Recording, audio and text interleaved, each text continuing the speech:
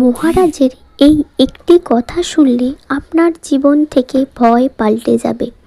কলকাতার ব্যস্ত কোলাহল থেকে অনেক দূরে বৃন্দাবনের নিস্তব্ধ কুটিরে শ্রী প্রেমানন্দজি বসেছিলেন। তার মুখমণ্ডলে এক স্বর্গীয় প্রশান্তি, আর চোখ দুটো যেন হাজার বছরের জ্ঞান বহন করছে। তার সামনে বসেছিল একদল যুবক যুবতী, যাদের চোখে ভবিষ্যতের অনিশ্চয়তা আর মনে অজস্র ভয়।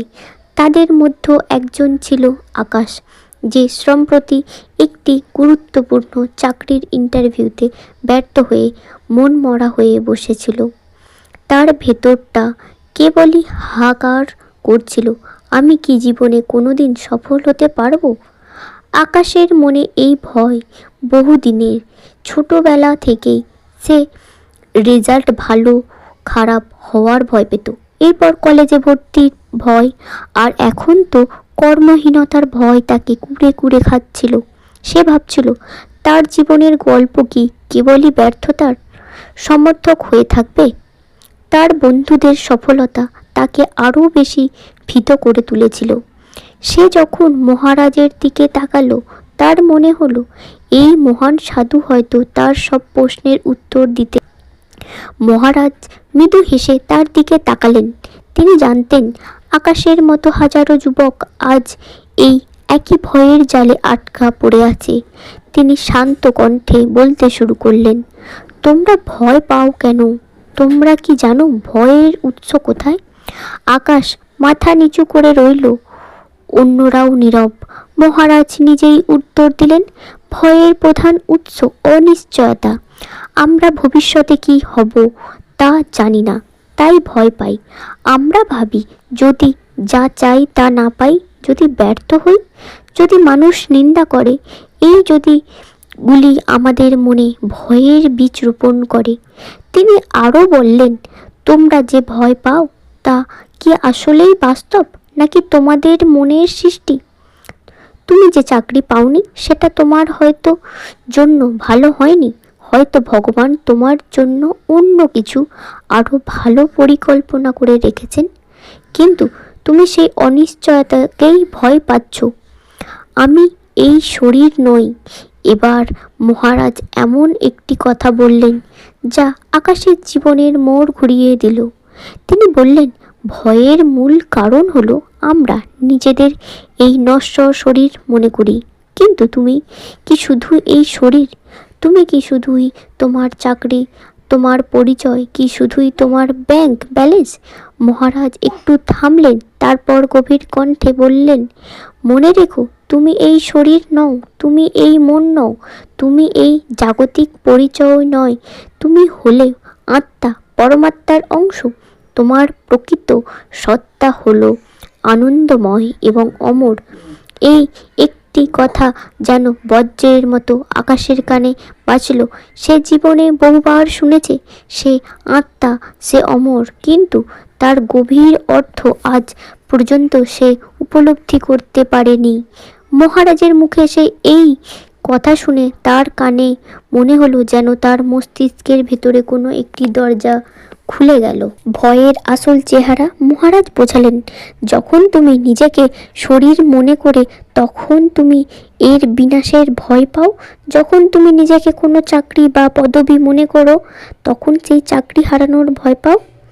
যখন তুমি নিজেকে অন্য মানুষের মতামতের অধীন মনে করো, তখন তাদের নিন্দার ভয় পাও। কিন্তু যখন তুমি উপলব্ধি করো যে তুমি আত্মা, তখন এই জাগতিক কিছুই তোমাকে ভয় দেখাতে পারে না। তিনি আরও বললেন, এই শরীর একদিন নষ্ট হবে, এই চাকরি চলে যেতে পারে, মানুষ আজ প্রশংসা করবে, কাল নিন্দা করবে, এগুলো সবই ক্ষণস্থায়ী। কিন্তু তোমার ভেতরের আত্মা, তোমার আসল সত্তা, তা চিরস্থায়ী, অবিনশ্বর। তাকে কেউ আঘাত করতে পারবে না, তাকে কেউ কেড়ে নিতে পারবে না। আকাশ ভাবতে লাগলো, তার সব ভয়, তার ব্যর্থতার লজ্জা, তার ভবিষ্যতের অনিশ্চয়তা সবই এই জাগতিক পরিচয়ের সাথে জড়িত। সে তার চাকরি না পাওয়ার বিষয়টিকে তার অস্তিত্বের ওপর আঘাত হিসেবে ধরেছিল, কিন্তু মহারাজ তাকে বোঝালেন যে তার প্রকৃত অস্তিত্ব এর চেয়ে অনেক বড়। নতুন করে বাঁচার মন্ত্র। মহারাজ বললেন, যখন তুমি বুঝবে যে তুমি আত্মা, তখন তোমার দৃষ্টিভঙ্গি পাল্টে যাবে। তুমি আর ছোট ছোট ব্যর্থতায় ভেঙে পড়বে না। তুমি জানবে এই শরীর এবং মনের উপর তোমার নিয়ন্ত্রণ নেই, কিন্তু তোমার আত্মার উপর তোমার সম্পূর্ণ অধিকার আছে। তুমি তোমার ভেতরের শক্তিকে কাজে লাগাতে পারবে। তিনি আরও বললেন, যখন তোমার মন ভয় পাবে, তখন নিজেকে এই কথাটি মনে করিয়ে দেবে, আমি এই শরীর নই, আমি এই মন নই, আমি আত্মা। এই একটি কথা তোমাকে সব ভয় থেকে মুক্তি দেবে। তুমি দেখবে তোমার ভেতরের শক্তি জেগে উঠেছে। তুমি আরও দৃঢ়, আরও শান্ত হয়ে উঠেছ। আকাশের মনে হলো যেন তার বুকের উপর এক বিশাল পাথর নেমে গেল। তার চাকরি না পাওয়ার কষ্টটা হঠাৎ করেই যেন অর্থহীন মনে হতে লাগলো। সে বুঝতে পারলো তার মূল্য কোনো কাগজ বা পদের উপর নির্ভর করে না। তার মূল্য তার ভেতরের সত্তার মধ্যে। ভয়ের বিরুদ্ধে প্রতিরোধ। মহারাজের গল্পের মাধ্যমে বিষয়টি আরও পরিষ্কার করলেন। একজন রাজা ছিলেন যিনি একটি সাপকে খুব ভয় পেতেন। রাতে ঘুমাতে গেলে তার মনে হতো বিছানার নিচে সাপ আছে। তার প্রহরী তাকে বোঝাতে পারত না। একদিন এক জ্ঞানী ব্যক্তি এসে রাজাকে বললেন, মহারাজ, আপনার ভয় সাপের জন্য নয়, আপনার ভয় আপনার মনের কল্পনা। যখন আপনি বুঝবেন যে আপনি আপনার শরীর নন, তখন সাপকে আর ভয় পাবেন না।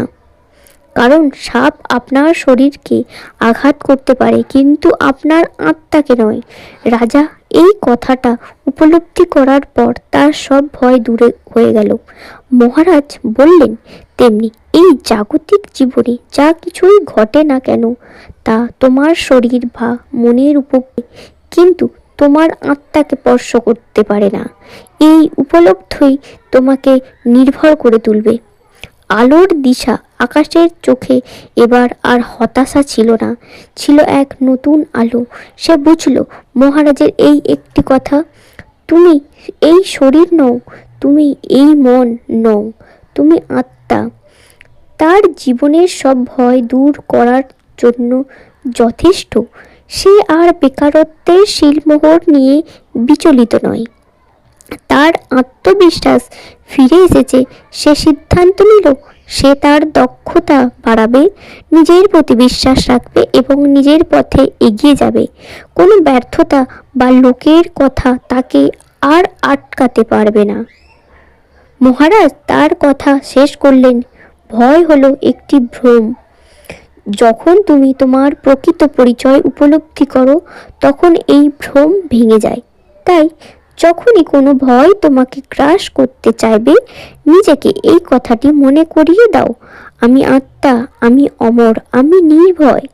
এই একটি কথা তোমার জীবন থেকে সব ভয় পাল্টে দেবে, তোমাকে নতুন এক শক্তি আর শান্তি দেবে। আকাশ তার মন থেকে সব ভয় ঝেড়ে ফেলে এক নতুন অদম্য উঠে দাঁড়ালো। সে জানতো হয়তো আরও কঠিন পরিস্থিতি আসবে, আরও ব্যর্থতা আসবে, কিন্তু এখন সে জানে তার প্রকৃত সত্তা এসবের ঊর্ধ্বে। সে আরও ভীত নয়। তার জীবনে এক নতুন শুরু হতে চলেছে, যেখানে ভয়ের কোনো স্থান নেই, কেবল অদম্য সাহস আর আত্মবিশ্বাসী তার পথ চলার সঙ্গী। সে অনুভব করল তার ভেতরের সূর্যোদয় হয়ে গেছে, আর এই আলোতে আর কোনো অন্ধকার তাকে গ্রাস করতে পারবে না।